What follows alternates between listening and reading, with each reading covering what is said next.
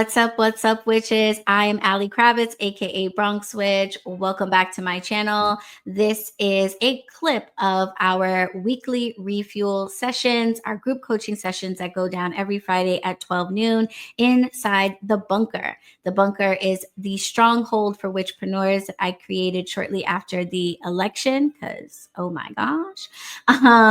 And the purpose of this space is to make it easier for spiritual entrepreneurs, practitioners, to find community and resources and education that is specific to us. So rather than having to sift through the thousands of things on the internet, you can come right here and find practical recommendations, find resources, find people to work with, maybe even barter your services with folks. And of course, tune in to weekly lives, webinars, etc., to help educate you on topics related to your business that don't include stuff that are not relevant to service providers and product makers in the spiritual space. So today, and for all of the month of February, I am focusing in on business formation. I'm kind of starting at the beginning for a lot of folks. Many of you are operating with a logo and a name, and that's about it. And I would say I hate to be the bearer of bad news, but that's not true. I actually like being the bearer of bad news because the sooner you get it, the sooner you can get better.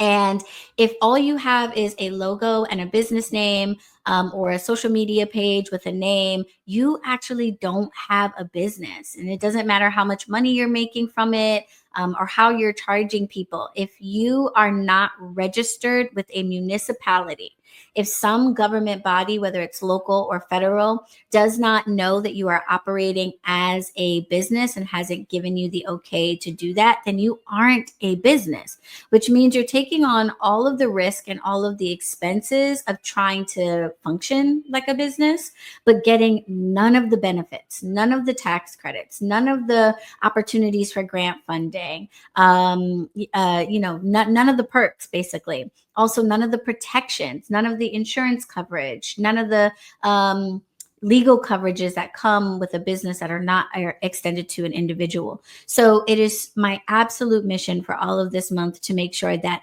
every single witch that's out there that's doing that, that's collecting donations online, that's taking money on Cash App, that's making candles or teas for people, that has a membership group or a blog, that whatever it is that you are doing that you would like to monetize, that you're monetizing that under the umbrella of a properly legally formed business, so you can get all of the protections and benefits that are afforded to a business. And what has probably stopped you from doing that up until now is just how overwhelming it all feels or how confusing it might be.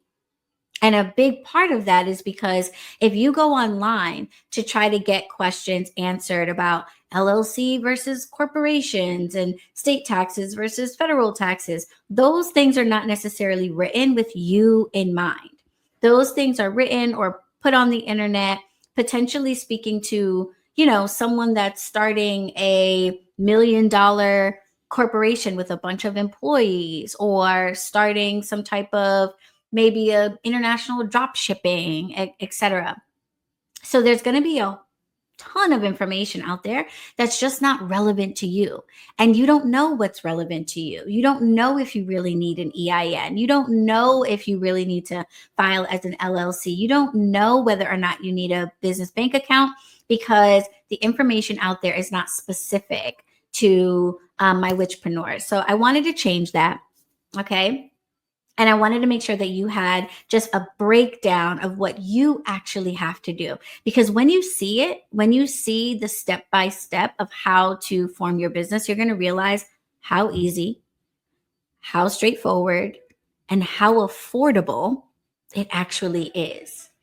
And my prayer for you is that by realizing that, that empowers you to go ahead and get these things done, so that you have created the legal entity you need in order to get all those benefits and protections that are available to you. So the first thing I want to do is I want to show you a checklist that I have created for you guys. Let me see the best way to pull this up. So I created a checklist. I already dropped this checklist down in the bunker, in the practical stuff section. That's where like different guides and resources are. So go into the practical stuff feed. And you will find this checklist available for you if you are a bunker witch. If you are not in the bunker, don't worry, I'm not gatekeeping. You can have it too. So all you're going to do if you're watching this on YouTube is just check the comments. I'm going to pin the link to the checklist down in the comments. It's totally for free. I want you to save it or print it out, and use it and let it guide you so that you can get your business set up. And when I say that this is something you could have done literally within the next couple of days, it can be done within the next couple of days. Okay. So let's talk a little bit about the checklist that I created. I want to focus on the formation part of it. Okay. This checklist is very extensive, even though it's really simple. So, what I've done is I have broken down what you need to do in order to form your business, manage it, protect your business, promote it so that people know what you are all about and you acquire new clients, customers, etc. And then how you scale your business. Once you've started to have customers and clients, how do we maximize our customers and clients so that we are making more, working less, and actually being able to have the lifestyle that having a business and being a CEO of a business should afford you. So today and all this month, we are really just focusing on the first category of this checklist, which is formation. And as you can see, it's really not an extensive process. And if you look over that list, you're going to realize that quite a few of those things don't even cost anything up front, at least. So it's not a difficult process at all. And I put them kind of in like the order that you should go about these things, but you can really kind of mix them up depending on, what you have access to. If you start doing this on a Saturday, maybe opening your business bank account's not going to be possible because the bank's not open or what have you. So you can scramble these up in really any order. But I figured I'd start off with the big, elephant in the room, which is actually getting your business registered somewhere. So like I said, if you have a logo and a business name or a social media page in a name that you've created and you're accepting money, that doesn't make you a business. Just because you're acting like one doesn't make you a business. To be a business, you must be registered with a municipality, a government body. That might be at the local level or that might be federally. Okay. So the first thing to know is that you don't have to have an LLC. There are some benefits to that. And I can talk to each of you individually if you set up sessions with me about which of these is best for you. Or if you have an attorney or somebody that can advise you, they can tell you what is best for you. For the most part, having an LLC just makes the most sense because it's not really any more complicated than registering as a sole proprietor on the local level. So I would say just go ahead and incorporate as an LLC. But if maybe you need to save a little bit, or you've been advised, you could also register yourself as a sole proprietor. So we'll start there. If you want to register yourself as a sole proprietor, you're going to be doing this on the local level. Here in New York City, this is going to be on the county level. All of the boroughs have their own counties. And you're going to go to your local Supreme Court or civil court. You're looking for your county clerk's office, and you're going to file what's called a business certificate. And it's basically just a certificate. It's a one-page document usually. And it asks you what your name is, what's your address, and what's the name of your business. That's pretty much it. You're going to show your ID to confirm that, yes, I am that person. Yes, that is my real legal mailing address. And they're going to run a check to make sure that nobody else in the county is already using that name.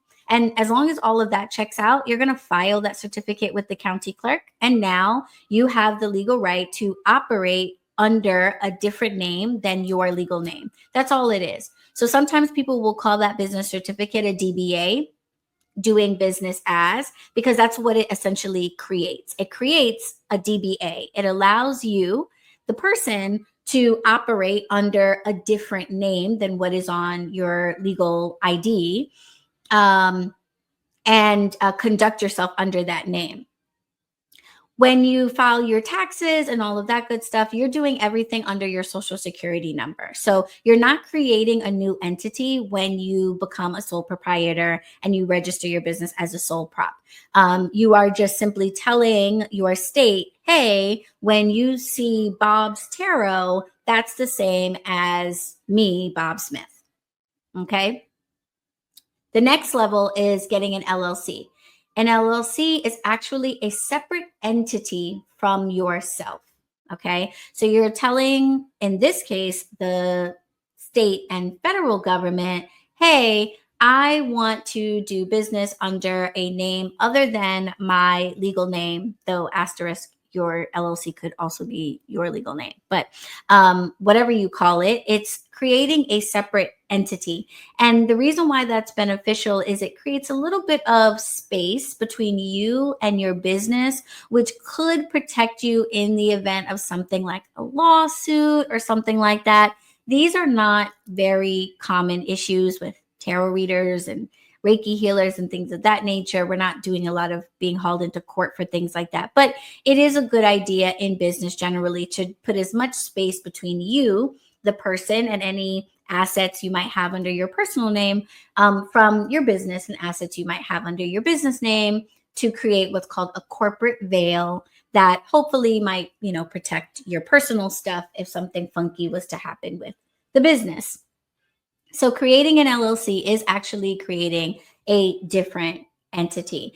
And once you have created that different entity with your Department of State, or on the federal websites, you're going to go into the IRS website and get what's called an EIN. And an EIN is just a very fancy acronym for a social security number for your business, basically. Right? You have a social security number that says, hey, that's me, the person. If you didn't know my name, you would know exactly who I was, because no one else in this country, I guess in the world, should have this number as their social. And then when you create your LLC, you're going to give your LLC its own social. So it's like a separate person from you and can do things that you can't do, or do things without having to involve your personal situation. Okay. These two things can literally be done within an afternoon. Filing your LLC or registering as a sole prop is very easy. If you're doing your LLC online, it's a simple form, just like your business certificate. And then every state has their own filing fees. So that might impact where you decide to file your LLC. You don't have to file your LLC in the state that you live in. And you would want to talk to an attorney or your tax professional about the considerations around that. But every state is different. It's quite popular for people to register especially their service-based businesses in states like Delaware or Wyoming, where the fees are really low and there are some beneficial, tax arrangements and things like that. But again, I'm not a tax professional. I am not a business attorney because I'm a law school dropout. So do speak to an actual professional before making the decision for yourself if you're unsure. But if you aren't sure how to navigate registering a business in a state that's not your own and making sure that you comply with any rules or taxes in that other state, then simply register your LLC in the state that you live in. Okay. And then you don't have to worry about that part. So you're going to register your LLC. It's a simple form. You're going to send that off to your Department of State. They're going to give you a receipt and they're going to okay everything. And now you are able to operate your business as its own entity. All right. You're going to take those two pieces of information, either your business certificate or LLC registration form, and your EIN, and you're going to go into a bank and you're going to open up a bank account. There are a whole bunch of different considerations to keep in mind when choosing the right bank for you. So shop around, look for banks that are friendly to small business owners. Maybe they have a special small business checking account that maybe has no fees or low fees or what have you. Okay, so look around. You don't have to pick the first bank that you see. But once you've decided on the bank that works for you, you're going to take these two pieces of information, your ID. You might also need like utility bills and things like that to prove who you are and where you live and all that stuff. Your bank will have a very simple checklist of what you need. But you're going to go in with those documents and you're going to open up a bank account that will be in your business name, but owned by you, which is really, really very helpful. This is super important because once you tell the government, hey, I want to operate as a business, the government says, okay, so you better start acting like a business. And one of the most important things for a business to do is to prevent commingling of funds. Commingling of funds is basically you having one bank account and doing everything in that bank account, paying for your personal stuff and also paying for your business stuff, taking in personal money, maybe income from a job, and also business money, the money you make off your tarot readings and things like that. And you don't want to do that. You don't want to do that. The government says, listen, if you want to get all of the protections and advantages of being a business, then you got to act like one. Okay. And so you're going to want to have a separate bank account so that anything that is being paid to you under your business name goes in there, and anything that you need to buy to run your business comes from there. And you shouldn't be using that bank account to take yourself to dinner or, buy concert tickets or whatever, pay your rent, etc.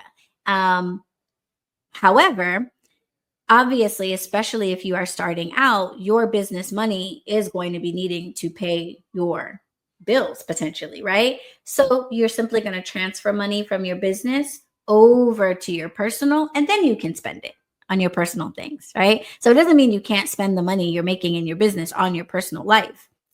Okay. It's called an owner's distribution. You can absolutely take money out of your business to pay yourself, pay for your life.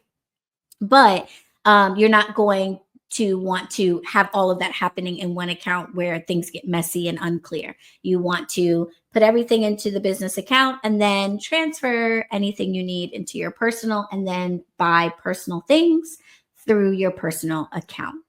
Okay. When you set up your business bank account, you might also be offered the opportunity to open up a business credit card.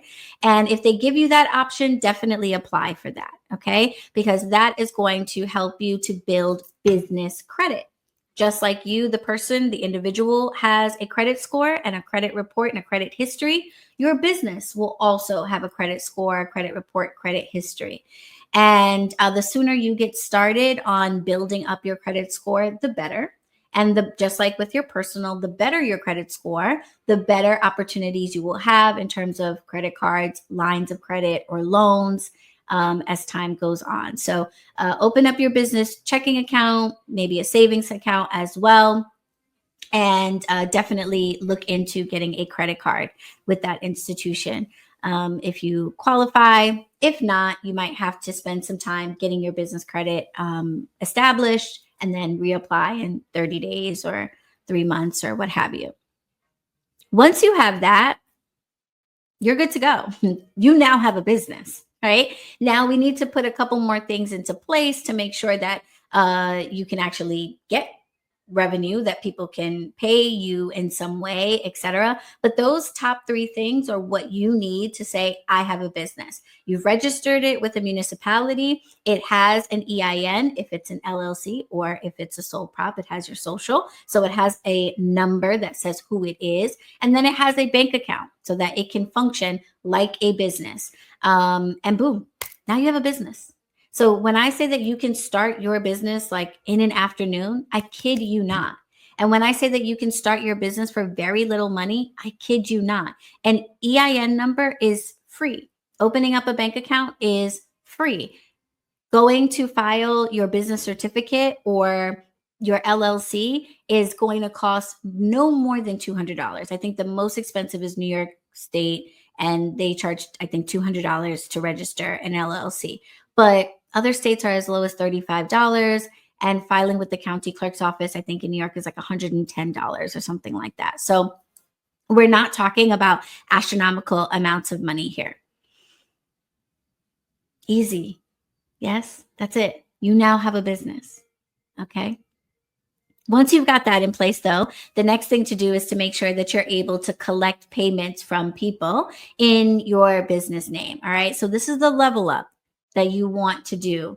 Okay. We want to get out of the Cash App. We want to get out of the Venmo, and move into using payment processors that have better protections, better reporting for recording what money is coming in and out. And that makes it easier for you, because a payment processor is going to do things like give you QR codes or widgets or links that make it easier for you to tell people how to pay you. Okay. Things that you can put on your website, on your socials, etc. So you're going to want to choose a payment processor. Most of the time, people start off with something like PayPal or Stripe. PayPal is probably the easiest. It's the most accessible. It's the most like beginner user friendly. The interface is very straightforward to use. It allows you to do things like send invoices, make one-time payment links, use your phone as a tablet. So if you're doing maybe readings at festivals and fairs, or you're doing vendor pop-ups and things like that, it'll be really easy for you to turn your phone basically into a register. People can scan or boop, boop, put their card or whatever. So you don't have to invest in, a expensive register or POS system that you would see like in a store, things like that. So it's very convenient, very portable, very easy to use. Now, the complaint about PayPal is it's not the best with reporting. And I found that to be true for myself. When it comes time to do your taxes, PayPal is a good starting point, but you might want to move to something that is going to give you better analytics, better numbers for your accountants and things like that. Stripe would be like the step up from that, I think. Stripe is going to give you a lot of the same features, but has a better reporting platform, I think. And I find that your accountants and bookkeepers tend to prefer it. Okay. But either way, both of those are good starting points. There are other payment processors out there like Clover, like Square, that you can get set up on that will allow you to make payment links for your products or your services. These are going to then, once you create the account, you're going to put your business information into the account rather than well, it'll probably ask you for both, but you're going to make sure to put your business information into the payment processor and then connect it to your business bank account. So now when people book you for a tarot reading or a Reiki session, or they want to buy an oil or a candle, they're going to use those links and the money is going to get paid out into your business bank account. You can also get payment processors through your local banks, by the way. So some of these larger third parties are not your only option. So definitely when you're setting up your bank account, ask your bank if they do payment processing, if they have a platform that they recommend that you use. Because if they're your bank anyway, then that will make things a little bit smoother. It will usually prevent things like account freezes and stuff that can happen with third parties that don't really know you and that just treat you like a number. Your personal bank that you have an account with is going to see you more as a person. You're going to be able to go in and talk to somebody face to face. So consider your bank's payment processor if they have one. But if that's not an option or you're looking for something easier, PayPal and Stripe are usually where people start. Square and Clover are other options as well. So now that people can pay you, you got to pay taxes on the money that's coming in. You have your federal income tax that you take care at the end of the year, but that's not the only taxes that you need to think about. You also need to think about your state and local taxes, especially if you are selling products, because most likely there are sales taxes that you should be charging from people that purchase from you. And that is no different whether you're selling online or you are selling in person. So you're also going to want to get a state tax ID. You're going to go to your state's Department of Taxation and Finance. You're going to put in all of that business information that you just set up, and they're going to issue you a TF number that allows you to collect taxes. And we're going to get all into taxes in the month of March. So stay tuned and get excited. But basically, taxes are something that don't really come to you. The idea is that it's your job to collect it from your customer and then give it to your state. All right. So you basically serve as a middleman between the customer and the state. So you have a requirement to charge them taxes. Well, you have a requirement to pay taxes on anything you sell to your state. And the law says that money doesn't have to come out of your money. You're allowed to roll the taxes over to the customer or the client and charge them the taxes, and then hold on to it and give it to us every quarter, right? So if my service is $20, I don't have to go into my $20 to pay the taxes to the state of New York. I can charge my customer $20 plus tax, and then take that tax portion and give it to New York. So I still get my $20. Okay. So that's what you're doing with taxes, and you need to be on record in order to be able to charge people taxes. Here's the thing. If you don't charge people taxes, you still owe the taxes. If I sell a $20 candle, I still owe the state of New York the 8.375% of sales and use tax on that candle. So by registering and getting my number, that gives me the right to charge the customer for it so that I don't have to come out of pocket for it. Okay, I hope that makes sense. So you want to register, get that number, and then make sure that you are charging taxes from your customer so you don't have to go into your revenue in order to pay out the taxes on your products or services. Once you've got that, it's a good idea to check your state website to see if there are any licenses or permits that you might need.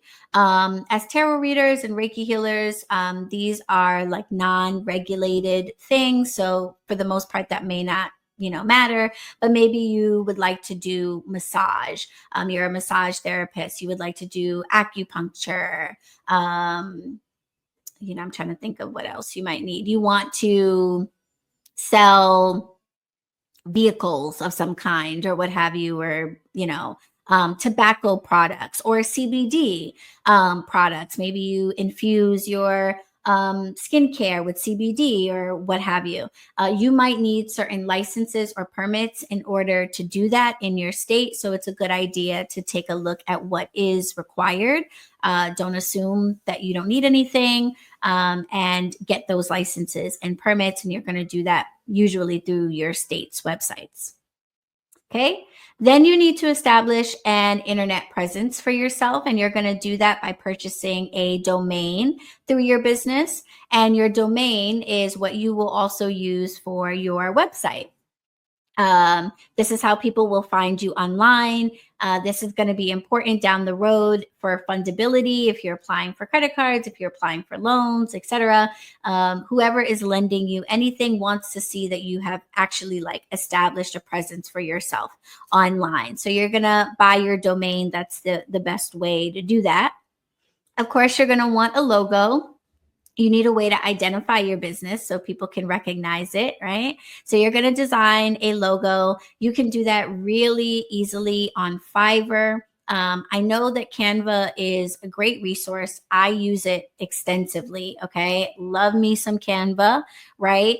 But the benefit of working with a designer is, especially if this isn't a strong suit of yours, you'll be able to communicate with someone who understands and has experience in taking your purpose, taking your idea, taking your concept, taking your mission, and turning that into a symbol that speaks to that purpose. So it's not just the name of your business in a pretty font.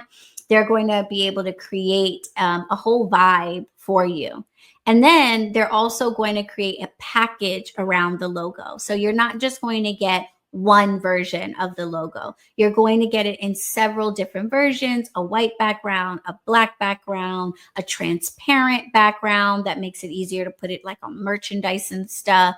You're going to maybe get a banner version, a square version. You're also going to get your assets and details. So the exact colors that were used in your logo, the hex, what's called the hex code, the hashtag and the letters and numbers for the exact color are going to be provided for you in your package. Usually they're going to tell you what the font is that they're using, and also perhaps provide you with the license for that font so that you can replicate that everywhere, and all of your fonts and all of your colors can be exact. So a designer is going to put together a whole package for you. And designing a logo, back in the day, you could really get a whole package for like $40, but with inflation, things have changed. So I would say up to $100. You really should not be spending more than $100 for a comprehensive package of all the different versions and information of your logo. So not a super, super big investment there, but definitely worth it. And then finally, you have your business email address, and your business email address is going to be tied to your domain. So rather than having bobsmith@gmail, you're now going to have bob@bobstarot.com. So your email address is going to actually be linked to your domain, and that just creates a really professional way of contacting you and a professional online presence, so that when banks or lenders or whoever is considering you for a credit card or funding or a grant, that they know that you're not fraudulent, basically, that you're not just an individual scamming and pretending to have a business, but that you really are a business and you're conducting yourself as one in the world. This entire process, like 8 steps of forming your business, can be done within the course of a week. Okay. And cost wise, your domain will probably cost somewhere between $12 and $40 at the most, really, for the year. Okay. So not very expensive. So assuming that you don't have to pay for any additional licenses or anything like that, we are talking about something that will cost you a few $100s at the most. A few $100s at the most. Okay. So it's not very expensive. It's not very complicated. It's not super time consuming. You don't have to be a business professional. You don't need a business attorney or, hiring somebody. It's a good idea to get advisement, things like that. I'm not saying don't get an attorney or anything like that. But if you can't do that right now, it's just not necessary. All of these things can be done from government websites and from pretty ready, easy to use platforms that exist, that are designed for you to be able to get set up really, really easily.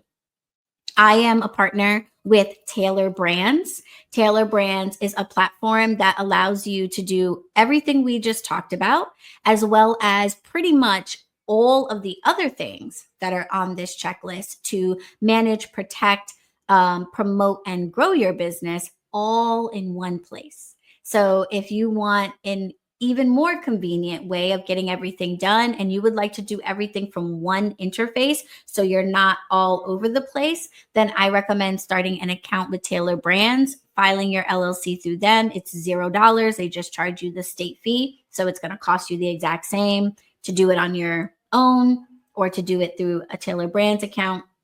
But the beauty of working with Taylor Brands is, one, they have a live chat 24 hours a day right on the website. So you can hop on and ask like basic questions. And then they have a toll-free number where you can call and speak with attorneys and business professionals. So if hiring an attorney on your own is something that's cost prohibitive right now, and you feel like you don't need it, you've just got a couple of basic questions like, should I incorporate in my home state or in another state to save money? You can get on the phone and talk to a human and ask them those types of specific questions. So the benefit of having access to attorneys and a legal team and business experts without having to, hire an entire law firm and all that good stuff is a huge benefit to working with Taylor Brands. If you're in the bunker, I dropped my referral link to Taylor Brands in the practical stuff section, or you can just at me and I can send it to you. If you are watching this on YouTube, then I'm also going to drop that link down in the comments for you so that you can get set up and get everything done all in one spot. But today's Friday. By next Friday, you can have your business completely formed, up and running, and ready to go. And the beauty of having a business formed, I just posted about this online, is that I want every single witchpreneur to start a business, whether or not you are trying to grow that business into a replacement for your 9 to 5. Okay. And I want you to do that because the having a business allows you protections and credits and advantages that you as an individual do not have access to.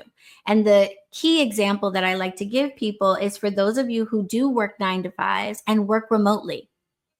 If you work remotely, even one day a week, you are at home and you are using your own internet, you're using your own electricity, you're using your own mobile phone, you are eating your own food, you are drinking your own water, and you are probably paying for all of those things. And your employer is probably expecting you to pay for them out of your salary. So you're not getting any additional credits or anything for that. You're just spending money to work for somebody else. You're spending your own money to work for somebody else. You're basically giving back to your job money that they're supposed to be putting in your pocket. But if you form a business and you put your electric bill and your internet bill and your mobile phone bill under your business name, you are able to write those things off on your taxes and potentially get a tax credit back for it. So you're not losing all of that money. You're going to get credited back for it. And you're also going to be building your business credit history, which, like I said, could allow you to do things like take out a loan, purchase a vehicle in your business name, etc. And do things that you maybe can't do with your personal information if your credit score is not that great, etc. So you don't need to be planning to have a huge operation, employees. You don't need to be planning to replace your 9 to 5 in order to go through this process. Every single person should go through this process and simply create a business for themselves, turn yourself into a business so that you can operate as such and get the benefits, the credits. You could qualify for grants that as an individual you could not qualify for if you do have an idea and you want funding for that, etc. So the benefits of establishing a business are immense. There's really no downside aside from the fact that you have to do a little bit of work and spend a little money to get it up and running. But other than that, the benefits are endless. So please do this. Please take the time to do this. And if you have any questions or you need help, know that you do not have to do it alone. I am here for you. You can simply hop on a quick confirmation call with me and we can go over these things. I also have my 6 weeks to launch program. And a major component of that program is getting your business properly structured. In the 6 weeks to launch program, we'll also do a whole bunch of the other stuff as well, management and protection and promotion and scaling. But one component of the 6 weeks is just making sure that you are legally set up, properly formed, etc. So if you feel like you could use some help with that and you want somebody to be there with you every step of the way, then reach out to me and we can do that. I'll drop links down in the comments for how you can set up a quick consultation with me and I can help. All right. So if you are watching this on YouTube, this has been just a portion of our weekly refuel session that goes down every Friday at 12 p.m. Eastern in the bunker, which is our virtual stronghold for witchpreneurs. If you would like to join us to make sure you are in the room for the next one, then I'll drop the details down below. You can find them in the description, but I'll also put them down into the comments for easy access. And now I'm going to take some questions from folks that are in the bunker. And this is one of of the benefits of being in the bunker for these refuel sessions. You also get to ask your personal questions and share information, get information, etc. So if you're watching this replay on YouTube, thanks so much for tuning into this video. I definitely pray that it was helpful. If it was, make sure to comment down below, like this video, and subscribe to my channel for more business tips for my witchpreneurs. All right, witches. See you in the next one. Blessed be.